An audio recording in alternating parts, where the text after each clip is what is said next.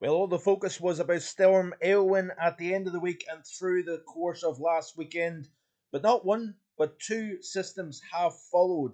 Those have been further south over the far south of the UK, as well as into France and northern portions of Iberia. But also, as a consequence, we've also seen record breaking temperatures as high as 28.0 Celsius at Murcia, 26.9 in Valencia. That was the warmest day on record for the month of January for Valencia, and we have been seeing temperatures as high as 25 Celsius in central and eastern and southeastern areas of Europe over the last couple of days. A very warm welcome to the Wednesday edition of Vogan's European Outlook. Hope everybody is safe and well, enjoying the content here in the channel. If you are, be sure to hit that like button, leave a comment, and also subscribe to the channel. It would be greatly appreciated. Lots of uncertainty with regards to the month of February. I'm starting to build the ideas for February, and I hope you can stick around because we're going to be talking about the month of February in a lot of detail this upcoming weekend. Sunday, 4 p.m., we're going to do a live stream that is focused purely on the February outlook. The global weather report will be on Saturday this upcoming weekend, looking at all things global. So this is the current situation. This is Storm Ivil, named by, I believe it was either Meteo France. In fact, it was the Portuguese that mentioned that made the delivered the name Ivil. I will eventually get there in the end, but I've went through far too far into the video to cut the video and start again. So this is Ivil, named by the Portuguese Met Service. You can see the circulation here, fairly tight, compact little feature here, and it's across the far south of the UK that we're seeing some very heavy rainfall, but mainly across the Channel Islands and into northern portions of France.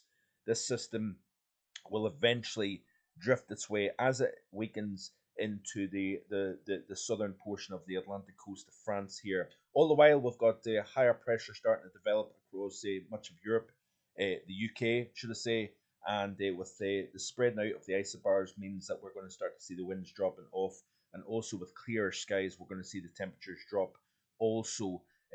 Speaking of temperatures, these are the Met Office projections over the next few days. So you can see that the temperatures are cooling off. We still do have shower activity across areas. If we look at the current radar, there's that band of heavy precipitation right along the far south of England, but it's been mainly affecting across the Channel and into northern France, the Channel Islands as well. But we've got these showers, a mixture of rain, sleet, and snow across northern areas. These should start to ease off through the course of this evening, and with the clear skies, lighter winds, many areas away from the far south is going to drop close to the freezing mark during the course of this evening. So this is at midnight 0Z, and as we press through the course of tomorrow morning, you can see quite widespread away from the far south and southeast, Greater London, 2-3 Celsius.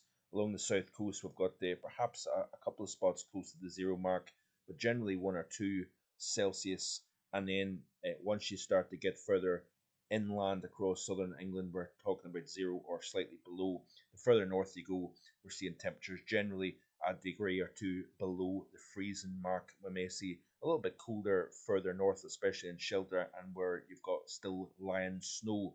Wouldn't be surprised if we see a -5 or 6 somewhere. Now, as we progress through the course of tomorrow, staying chilly, dry, bright, largely fine conditions, and then once the sun sets once again this tomorrow evening, we're going to see the temperatures drop lower than what they are going to tonight. We could see temperatures -7, -8 Celsius in a few sheltered spots, but the temperatures will start to gradually rise through the overnight Thursday and into Friday.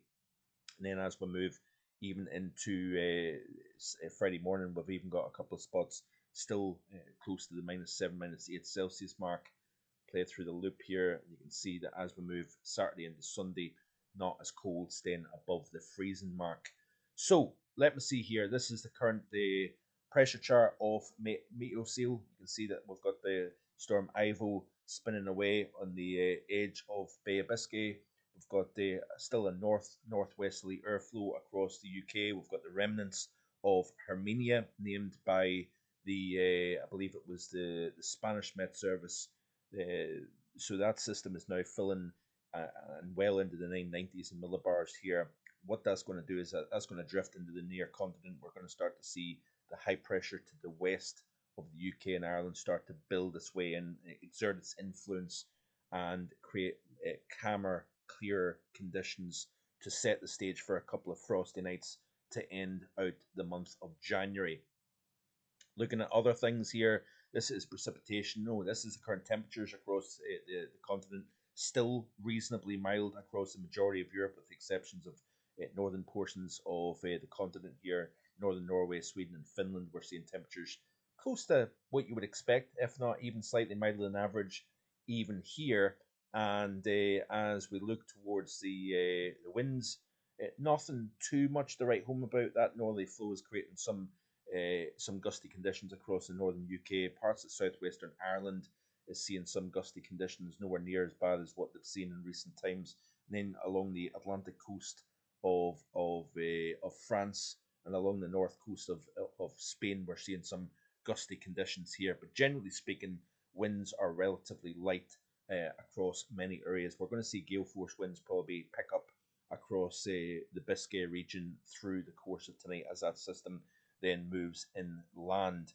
In terms of precipitation over the last 72 hours, it has been fairly wet, especially across the southwestern areas of the UK into Central Europe, parts of France, especially near the Atlantic coast, and also northwestern Iberia has seen some fairly wet conditions in recent times.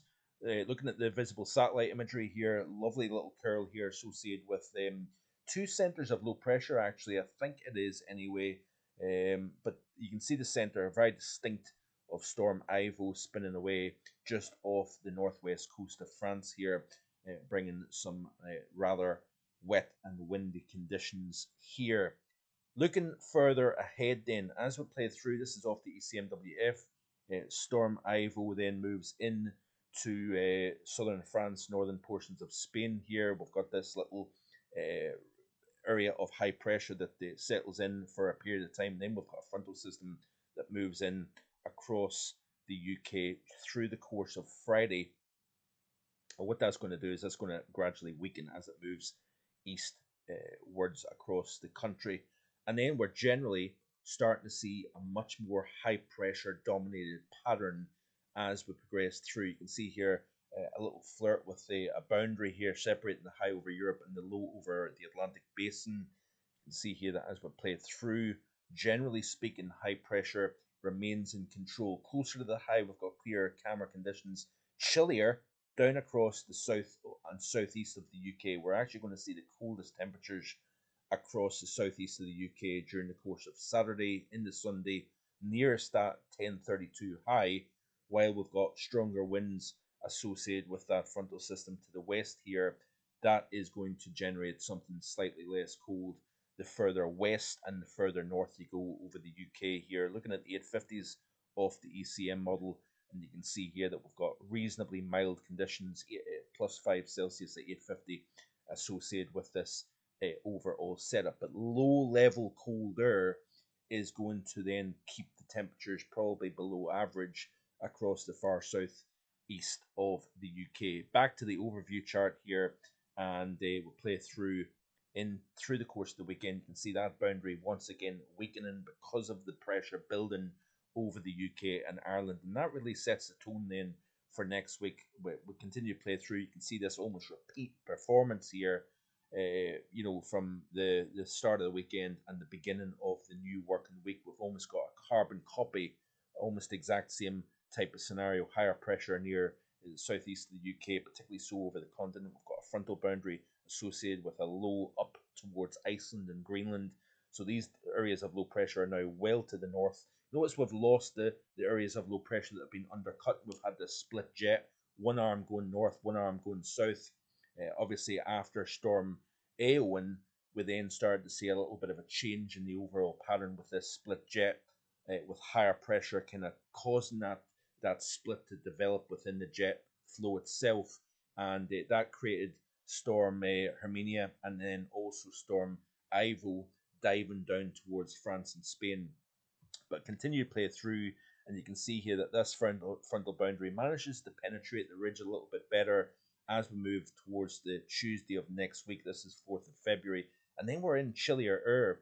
And I want to draw your attention to this a little bit because it's quite interesting to see this fight going on. This is the 850 anomalies, by the way, and this is looking down over the pole. Very difficult to see, but we'll look at the Atlantic view in just a second. But I want to draw your attention to something that I alluded to in yesterday's video and beforehand. We've got the Atlantic flow, and we've got cold winds coming off the North American continent, getting driven across the Atlantic and towards the UK. All the while, we've got a lot of pressure building up into Northern Europe, into higher latitudes, forcing a bit of an undercut flow. So a flow coming in underneath that area of high pressure that's building to the north. We've also got a lot of transport of warmth up into the Arctic region. That's something we need to keep a close eye on, by the way, in terms of later down the road. There is some interesting output from the models. We've discussed the polar vortex. We're not going to look at that daily because it just becomes too repetitive.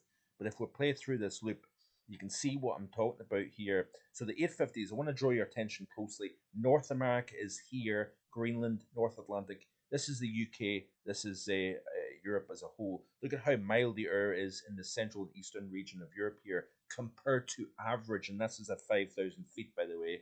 You can see here as we play through the loop, we've got this Atlantic-driven flow at the moment. We've got chilly air, residual chill associated with Storm Hermine, Ivil. We've got these systems to the north or south of the UK and Ireland. So we've got a real potpourri of weather and air masses at the moment fighting against each other, and it can be quite difficult to pinpoint. But watch this. Look at this lobe here of cold air getting driven off Canada. That then moves eastwards, and the milder air ahead of that then gets lifted up into the Arctic region here. All the while, as we continue to play through, look at these lobes of unusually cold air getting driven off Canada, sweeping across the North Atlantic. That's pushing mild, unusually mild air northwards up into the Arctic region. And as it does so, it builds pressure. And as you start to build pressure, you then start to see colder air getting driven underneath. And watch this. Friday of next week, 7th of February, only one model run. Remember, this is the ECMWF. The other models are going to have a different outlook. But look at all this mild air up across the Arctic region here, the eastern side of the Arctic, the European side of the Arctic, and the pole. You've got a lot of milder air, but you've also got tremendous high pressure, 1054 millibars all the way up into this region. This is likely the cause of that weakening of the stratosphere and the polar vortex, by the way. This is something that may be really, really interestingly connected. But look at the unusually cold air getting driven westwards out of the east underneath that area of high pressure. All the while we've got colder air, unusually cold air coming in off the Atlantic. So we've got this clash of the titans, so to speak. So we've got a cold maritime airflow moving in off the Atlantic, and we've also got a continental airflow coming in from the east. We'll finish with this here real quick because dinner is ready and then I need to head off to work. Let's have a look at the European view and the Atlantic. Play through the loop here. We've got this milder air getting lifted north associated with this deep trough over the Atlantic, as already explained.